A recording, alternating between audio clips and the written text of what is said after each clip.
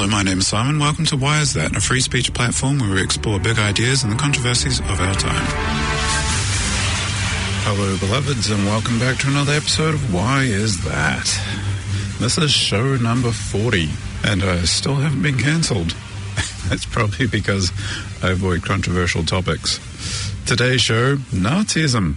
You may have heard of it, but I can guarantee you, most of you will not actually have a full understanding of what Nazism was. You thought it was evil before, but most people only have a very childlike understanding of it. Why did I decide to do this show?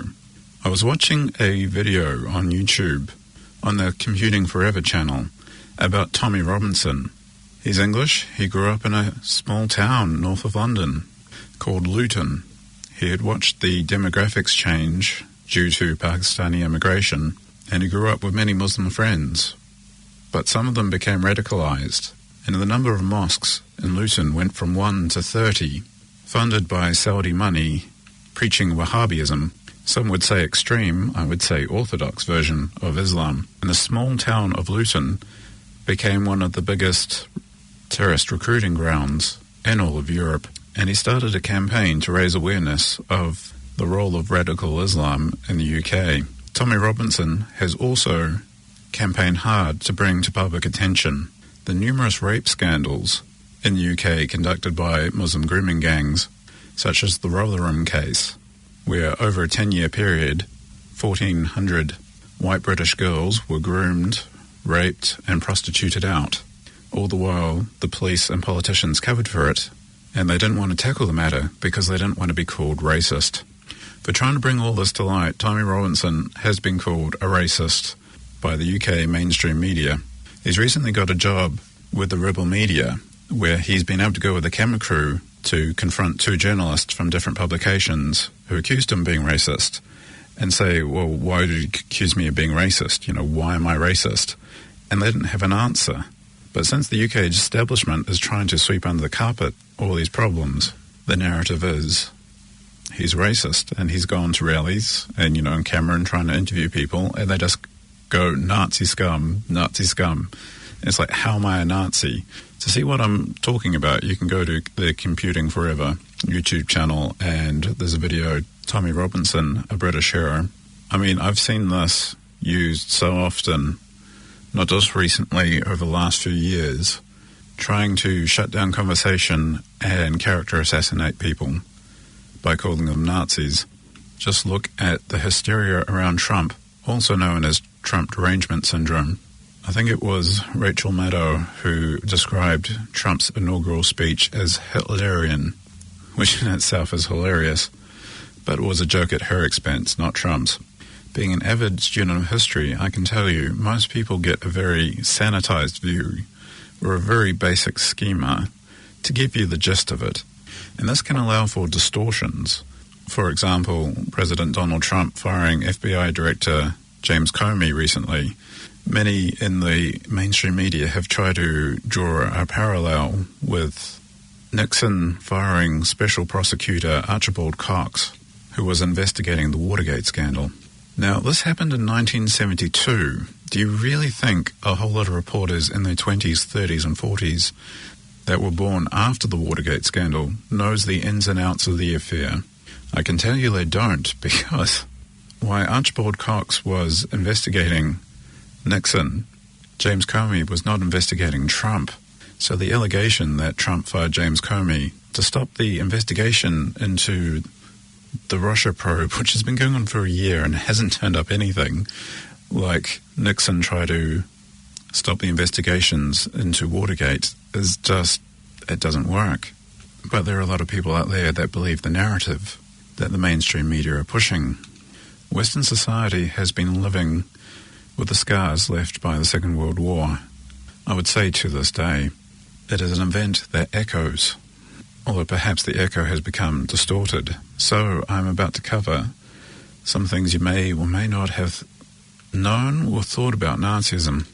First, to get the terms right, when we're talking about Nazism, we're talking about a movement called National Socialism.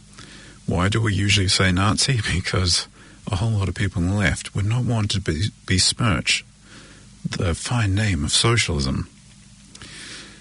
I never thought I'd be doing this in a show, but here's a quote from Adolf Hitler. "We are socialists. We are enemies of today's capitalistic economic system for the exploitation of the economically weak, with its unfair salaries and unseemly evaluation of a human being according to wealth and property instead of responsibility and performance. And we are all determined to destroy the system under all conditions." Most people are taught that World War II started when the Nazis invaded Poland. But two powers invaded Poland, the Nazis and the Soviet Union. Where the Soviet Union were communists, international socialists, more focused on ideology, the Nazis were, of course, National Socialist, more focused on socialism for a nation of people, i.e. people of the same ethnicity. But the thing that allowed them to put aside their differences was the thing that united them, socialism, and their enemy, the capitalist system. I mention this because socialism is not on the right wing of politics at all. In fact, right-wing socialist is an oxymoron, where nationalism is usually associated with the right. National Socialism is a collective ideology more fitting on the left, as the right's focus on small government and individual rights abhors collectivism. Also, Nazism was not a white supremacist movement. It was a Germanic Aryan movement with many elements that were actually alien to the European civilization. For example, where did the term Aryan come from? A lot of European intellectuals became obsessed with foreign cultures. You see this in Egypt and the huge interest in Egyptology. There was a similar interest in the Indian subcontinent. And in their legends, they talk about the Aryans, the master race that taught them civilization. And of course, Nazism, which sought to create its own mythology, saw themselves as the Aryans of this legend, especially because they abhorred Christianity. The Nazi hierarchy saw Christianity as a Jewish-based religion. As we know, the Nazis were violently anti-Semitic. I can't help but think one of the reasons for this hatred of Judaism were the conflicting claims. For example, the Nazis thought the Germanic people were the master race. They were the most superior, where the Jewish people have always claimed to be God's chosen people above all else. The Nazis would not tolerate any claim of superiority over them. Also, Hitler was a disciple of Helena Blavatsky. I don't know if I pronounced that right. She wrote a book called The Secret Doctrine, which is an occult book. In it, she talks about the bad karma that the Jewish people had amassed. But in truth, many were jealous of the Jewish community in their nations, as they usually excelled at capitalist endeavours and academia, being disproportionately represented. Basically, people hated their success. But also being a religious minority whose religious writings talk about the Virgin Mary was actually a prostitute and Jesus was her illegitimate bastard child, obviously didn't endear them to Christian Europe. Finally, the Nazis' anti-Semitism brought them allies in the form of many Muslims.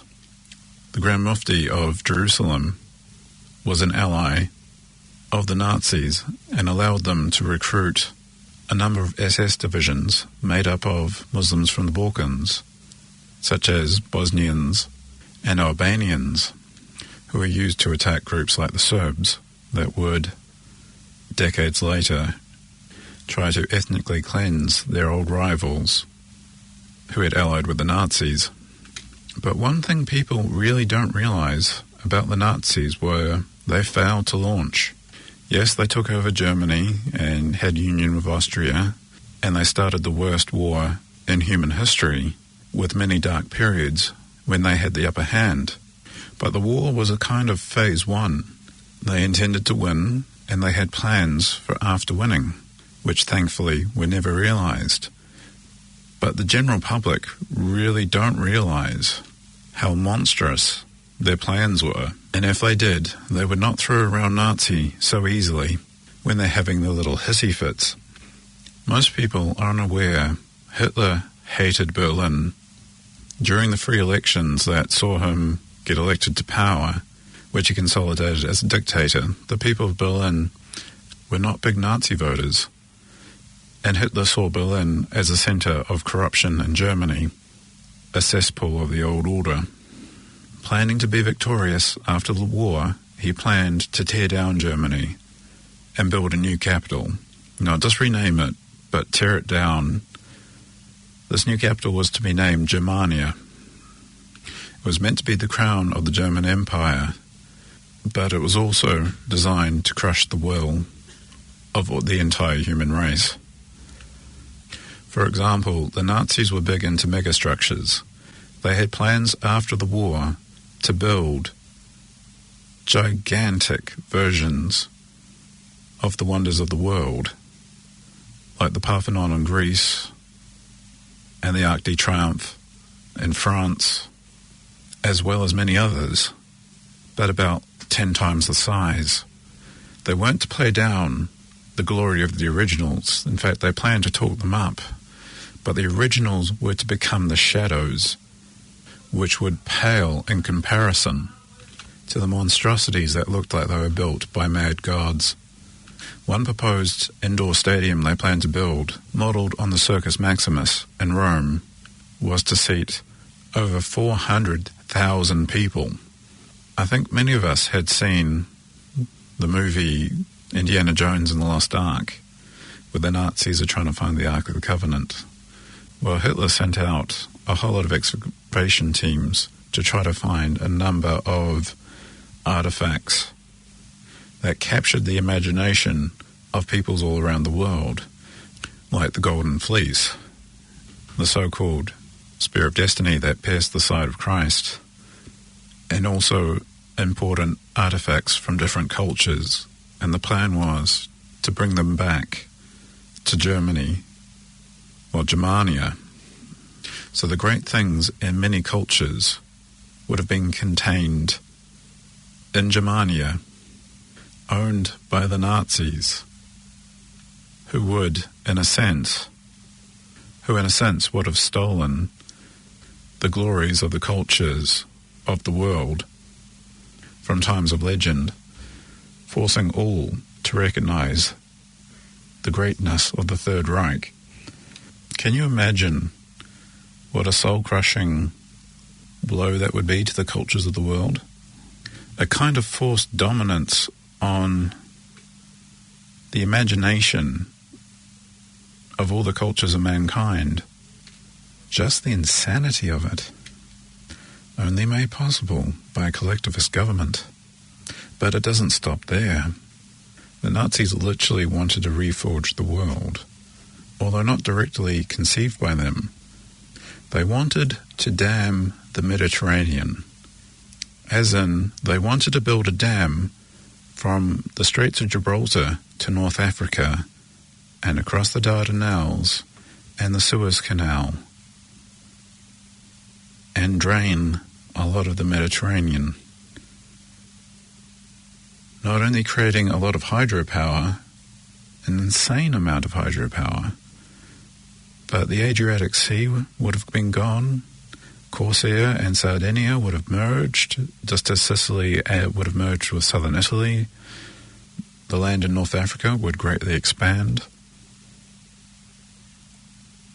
It would be literally reforging the entire Mediterranean. But the plan was also to dam the Congo River, to greatly expand Lake Chad, to create a large freshwater supply to irrigate the Sahara, turning it into farmland. Because bear in mind, if the Nazis had won, they would have basically taken all of Africa, which were owned by European nations that would have been under the boot of the Third Reich. I can guarantee you a lot of the labour for these projects would have been on the backs of slaves, both from Eastern Europe and Africa. And you've got to think about such a project where ancient city ports and seaside villages would now be effectively not quite alpine settlements, but far, far from the ocean. And this program, which was meant to create living space, would have probably seen non-Germanic European peoples pushed to colonize the new lands created in Africa, potentially entire nations. The truly horrifying thing is, it would have been possible. It's virtually inconceivable. But with two continents under a totalitarian regime, which is only possible under a collectivist socialist state, it would have been possible. Right-wing small government isn't looking so bad now, is it? One of the reasons we can be glad the Third Reich did not last that long is we never saw a second-generation Nazi. What do I mean by this? There was never somebody who was born and grew to adulthood under Nazism. Hitler captured the imaginations of many people in Germany, but not all, and very few people were actually card-carrying Nazis. Most were just German. They saw everything going on as a nationalist movement. They weren't really schooled in Nazi ideology. They just went along with the government because, yay, Prussian education system that was designed to educate the common people just to be factory workers and soldiers. And it might have unfortunately influenced the British education system that spread throughout the empire. Getting back to my earlier point, if the Nazis had won the war and there was a generation that was raised under Nazism, schooled in Nazism, the first generation to actually be raised in that way, to be true believers, raised from birth to see their whole purpose of serving the state.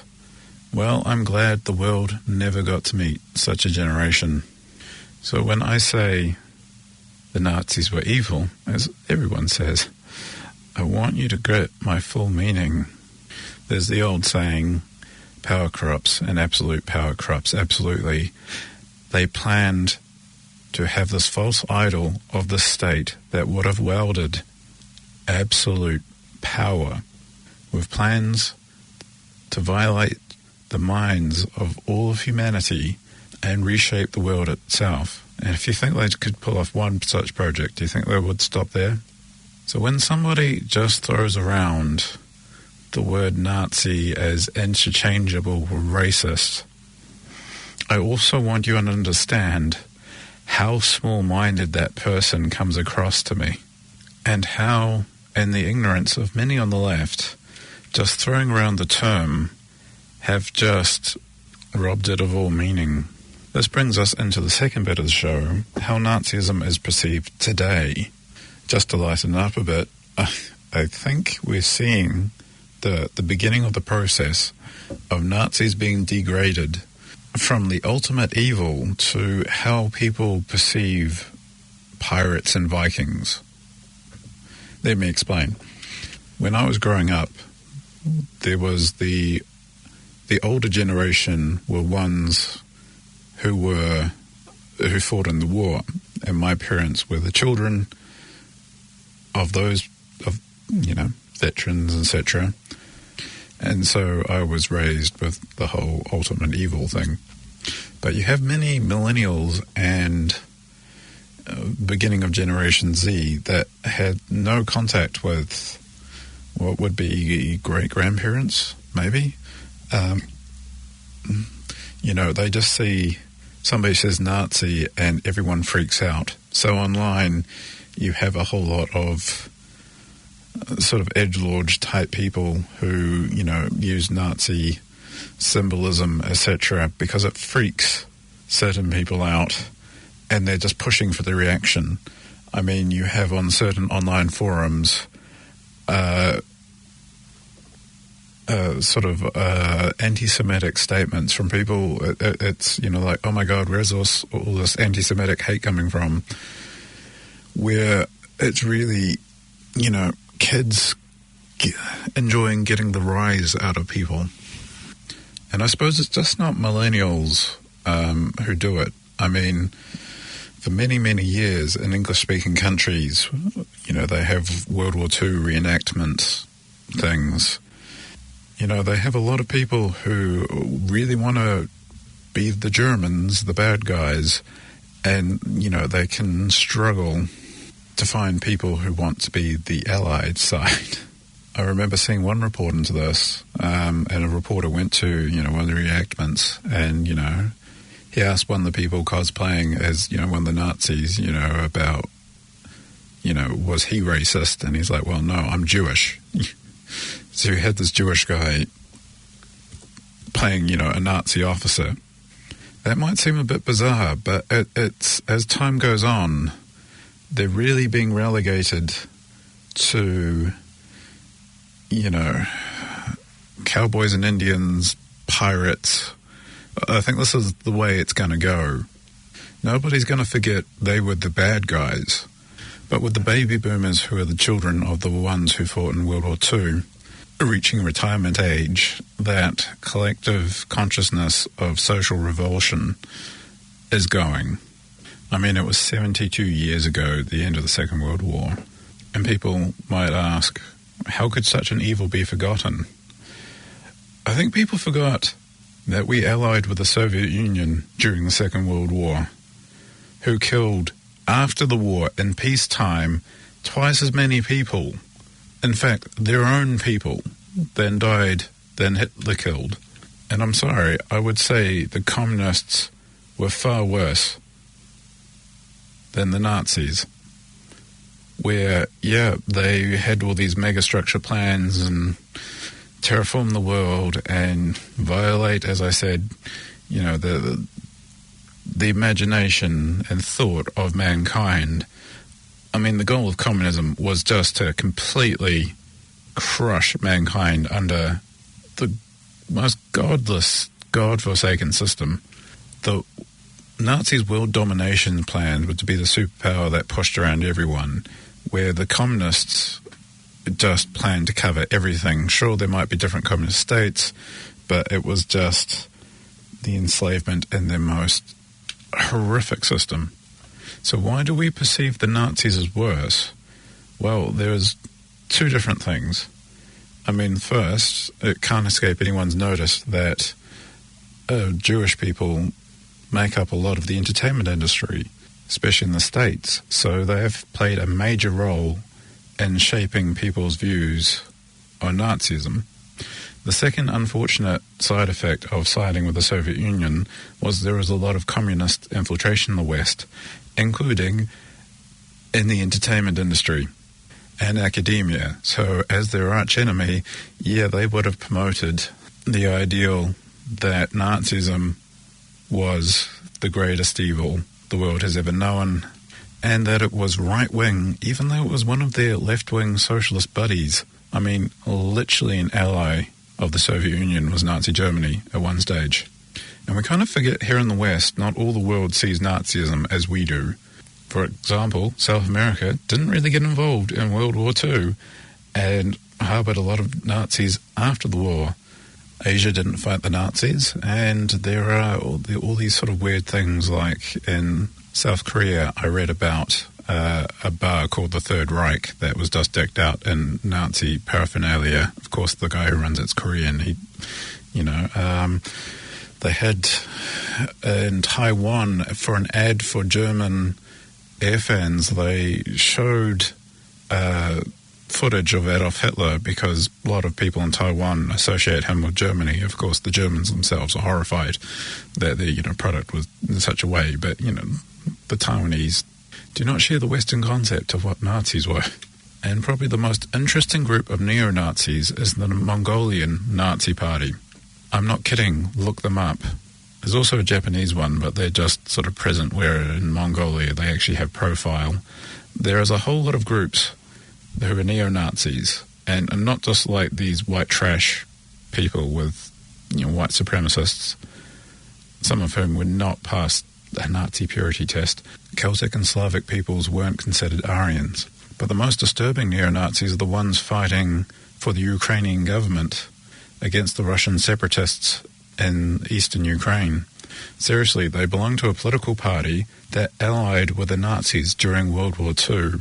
They're fascist, and they've got a huge subgroup that are neo-Nazis. These groups tend to just rub out Aryan or Germanic and just write in whatever theirs are.